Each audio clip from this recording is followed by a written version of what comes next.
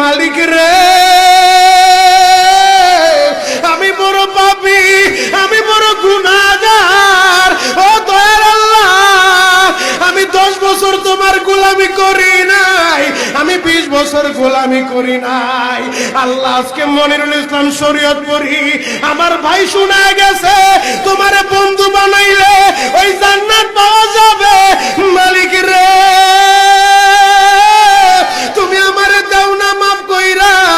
যুবক রে,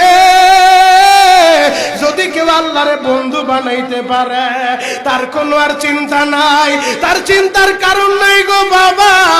এ যুবক ভাইরা, দাড়ি পাকা বাবাজিরা, সবাই আমার দিকে একটা নজর তাকান।